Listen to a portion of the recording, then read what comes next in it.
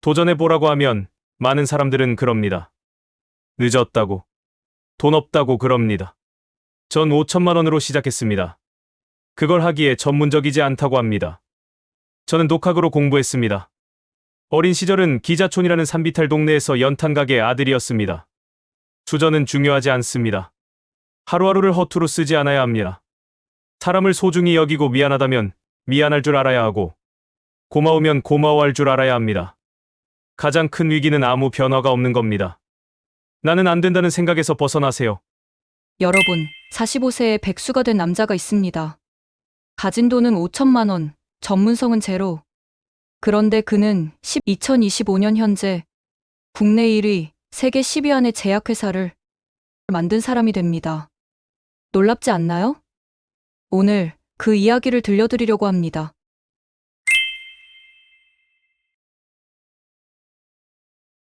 반갑습니다.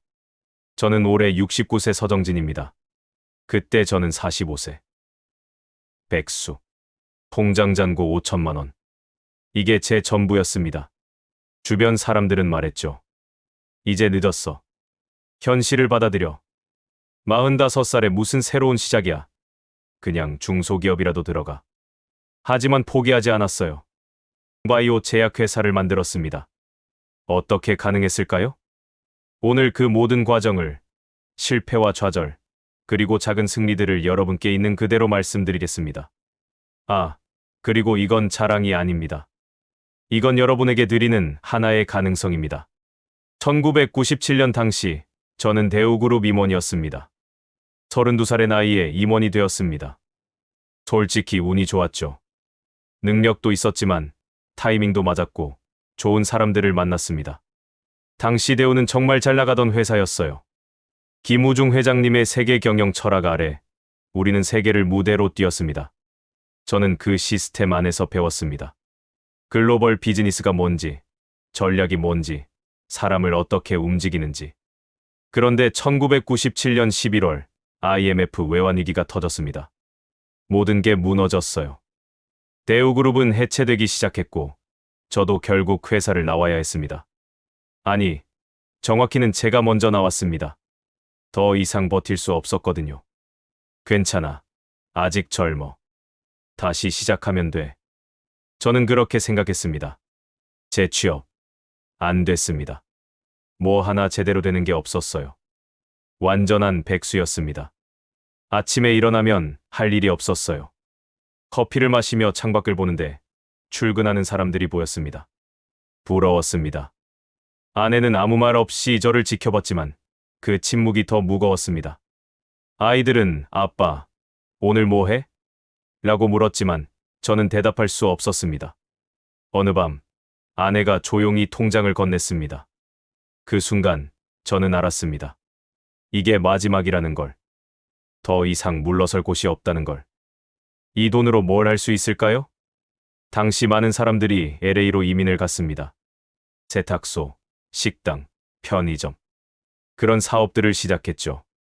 저도 LA행 비행기를 탔습니다. 하지만 저는 다른 생각이 있었습니다. 내가 대우에서 배운 건 뭐지? 글로벌 비즈니스 감각, 전략적 사고. 그걸 어떻게 활용하지? LA에 도착해서 저는 호텔 방 하나를 잡았습니다. 한 달 단위로 빌리는 저렴한 호텔이었어요. 그리고 결심했습니다. 3개월 동안 공부하자.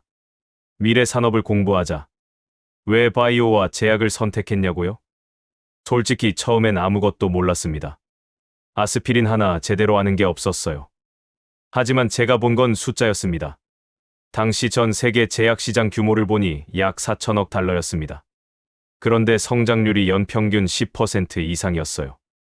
특히 바이오 의약품 시장이 폭발적으로 성장하고 있었습니다. 여기다! 저는 직감했습니다. 그날부터 하루 12시간씩 공부했습니다. 호텔 방 책상에 앉아서 전 세계 제약회사들의 자료를 모았습니다. 화이자, 노바티스, 로슈, 머크. 이 회사들이 뭘 하는지, 어떤 약을 만드는지, 시장 구조가 어떻게 되는지. 인터넷으로 논문을 찾아 읽었습니다. 생명공학, 약학, 의학. 하나도 모르는 분야였지만 저는 독학으로 배우기 시작했습니다. 영어 논문을 사전 찾아가며 읽고, 이해 안 되면 다시 읽고, 또 읽었습니다. 그러다 발견한 게 바이오 시밀러였습니다. 바이오 시밀러가 뭐냐고요? 쉽게 말하면 바이오 의약품의 복제약입니다. 예를 들어 류머티스 관절염 치료제 중에 레미케이드라는 약이 있습니다. 당시 한 번 맞는데 100만 원 넘게 하는 엄청 비싼 약이었어요.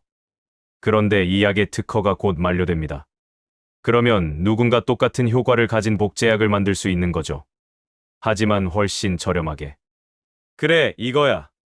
저는 무릎을 쳤습니다. 고가의 바이오 의약품을 저렴하게 만들 수 있다면 전 세계 수백만 명의 환자들이 혜택을 받을 수 있습니다. 동시에 엄청난 시장이 열리는 거죠. 하지만 문제가 있었습니다. 바이오 시밀러를 만드는 건 엄청나게 어렵습니다. 일반 화학 복제약과는 차원이 다른 기술이 필요했어요. 게다가 개발비만 수천억 원이 듭니다. 제가 가진 돈은 겨우 5천만 원. 말도 안 되는 도전이었습니다. 그런데 제가 배운 게 있었습니다. 대우에서 김우중 회장님이 늘 하시던 말씀. 불가능해 보이는 일을 가능하게 만드는 게 기업가다. 저는 그 3개월 동안 완전히 다른 사람이 됐습니다. 아침 6시에 일어나서 밤 12시까지 공부했습니다. 밥은 대충 먹고 커피만 마시며 책상에 앉아 있었어요. 호텔 직원들이 걱정할 정도였습니다. 그런데 신기한 일이 벌어졌습니다. 공부를 하면 할수록 전체 그림이 보이기 시작했어요. 전 세계 제약 시장의 흐름, 각 회사들의 전략, 기술 트렌드, 규제 환경. 모든 게 하나의 지도처럼 제 머릿속에 그려졌습니다. 그리고 깨달았습니다. 아직 늦지 않았어. 한국에서 시작할 수 있다. 2000년 2월, 저는 한국으로 돌아왔습니다. 그리고 인천에 작은 사무실을 하나 얻었습니다. 월세 80만 원짜리 사무실이었어요. 직원은 저 포함 3명이었습니다. 자본금은 5천만 원. 사업 계획서는 있었습니다. 제가 LA에서 3개월 동안 만든 100페이지짜리 계획서가 있었어요. 하지만 현실은 냉혹했습니다. 투자자를 찾아가면 이렇게 말했습니다. 바이오 시밀러? 그게 뭔데요? 한국에서 바이오 의약품을 만든다고? 기술이 있어요? 45살에 제약 사업을 처음 시작한다고? 경험이 있나요? 번번이 거절당했습니다. 그럴 때마다 저는 제 사업 계획서를 다시 펼쳤습니다. 그리고 설명했어요. 1시간, 2시간씩 설명했습니다. 전 세계 제약 시장의 흐름, 바이오 시밀러의 가능성, 한국의 강점. 대부분은 중간에 자리를 떴습니다. 하지만 몇몇 사람들은 끝까지 들어줬어요. 그중 한 분이 말했습니다. 당신 미쳤어. 근데 그 미친 열정이 좋아. 소액이지만 투자하겠어. 첫 투자금 5억 원을 받았습니다. 그 돈으로 무엇부터 했을까요? 공장?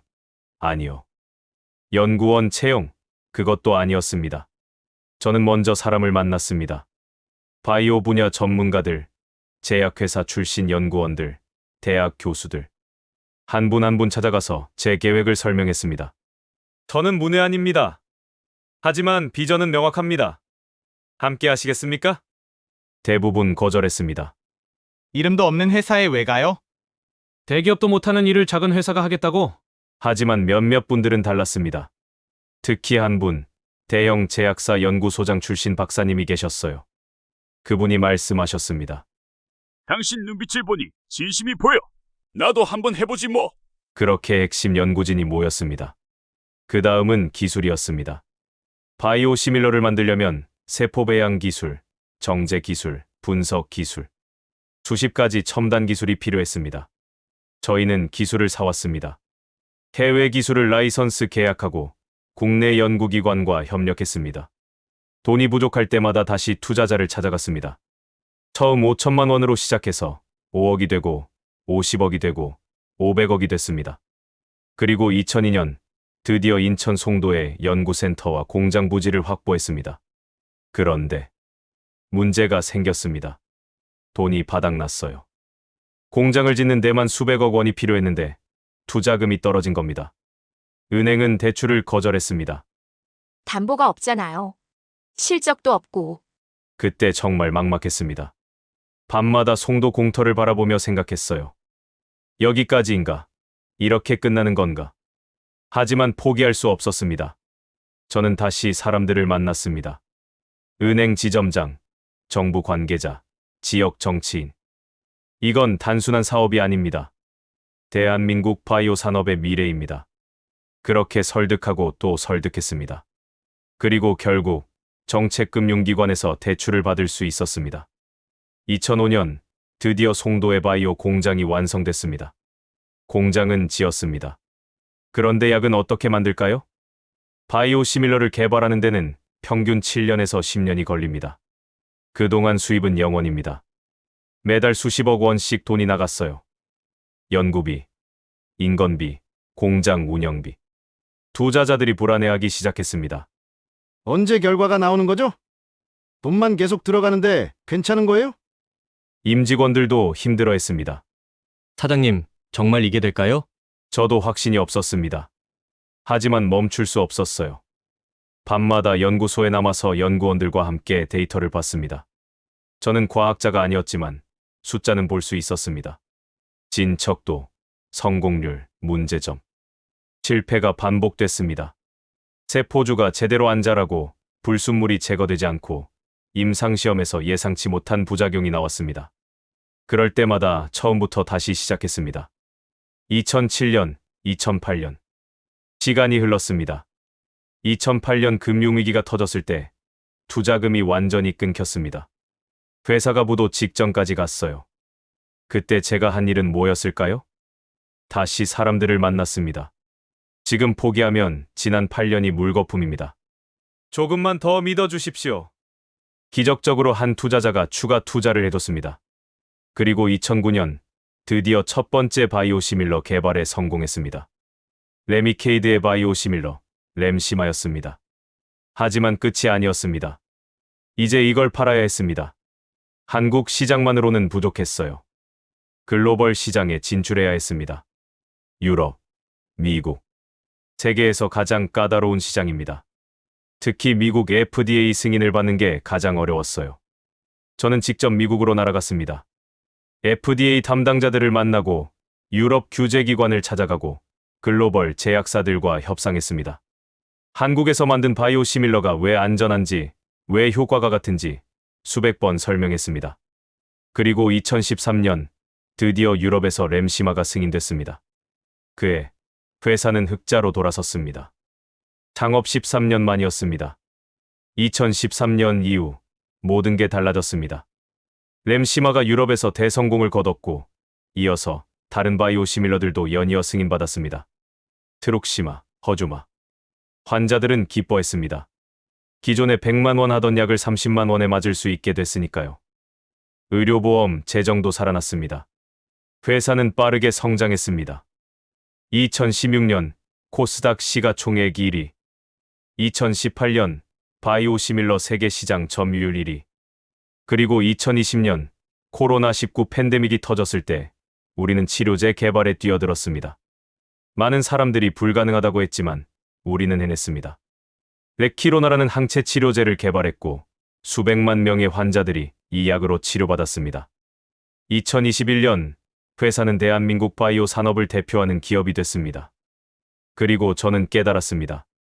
이건 제 성공이 아니라 수천 명의 임직원, 수백 명의 투자자, 그리고 저를 믿어준 모든 분들의 성공이라는 것을. 지금 돌이켜보면 정말 미친 짓이었습니다. 45살의 백수로 5천만 원 들고 바이오 사업을 시작하다니. 하지만 그게 가능했던 이유가 있습니다. 첫째, 절박함이었습니다. 더 이상 물러설 곳이 없었기 때문에 저는 모든 걸 걸 수 있었습니다. 절박함이 저를 하루 12시간씩 공부하게 만들었고 거절당해도 다시 일어서게 만들었습니다. 둘째, 공부였습니다. 전공이 없어도 상관없었습니다. 배우면 됩니다. 저는 3개월 만에 바이오 산업 전문가가 됐습니다. 물론 박사님들만큼은 아니지만 사업을 이해하고 전략을 세울 수 있을 만큼은 됐어요. 셋째, 사람이었습니다. 저 혼자서는 아무것도 못했을 겁니다. 전문가들이 함께 해줬고, 투자자들이 믿어줬고, 임직원들이 밤낮 없이 일해줬기 때문에 가능했습니다. 사람을 얻으려면 진심이 필요합니다.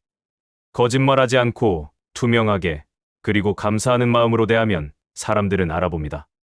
넷째, 타이밍이었습니다.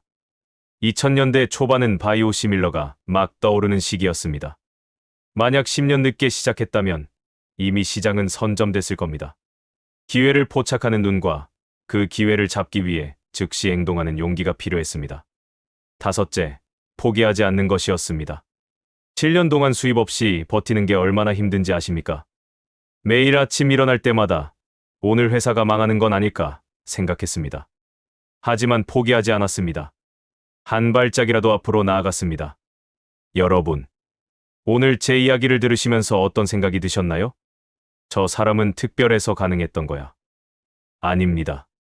저는 특별하지 않습니다. 저도 여러분처럼 두려웠고, 불안했고, 실패를 거듭했습니다. 다만 한 가지 달랐던 건 포기하지 않았다는 것뿐입니다. 45세가 늦은 나이인가요? 아닙니다. 시작하기에 딱 좋은 나이입니다. 5천만 원이 적은 돈인가요? 아닙니다. 시작하기에 충분한 돈입니다. 전공이 없다고 불가능한가요? 아닙니다. 배우면 됩니다. 여러분, 지금 이 순간 여러분이 생각하고 있는 그 도전. 늦었다고, 돈이 없다고, 경험이 없다고 포기하지 마세요. 시작하세요. 작게라도 시작하세요. 공부하고, 사람을 만나고, 행동하세요. 실패해도 괜찮습니다. 실패는 아직 성공하지 않은 것일 뿐입니다. 저는 여러분을 응원합니다. 여러분의 45세가 여러분 인생 최고의 시작점이 되기를 바랍니다. 오늘 제 이야기가 여러분에게 작은 용기가 됐다면 좋아요와 구독 부탁드립니다. 그리고 댓글로 여러분의 도전 이야기를 들려주세요. 감사합니다.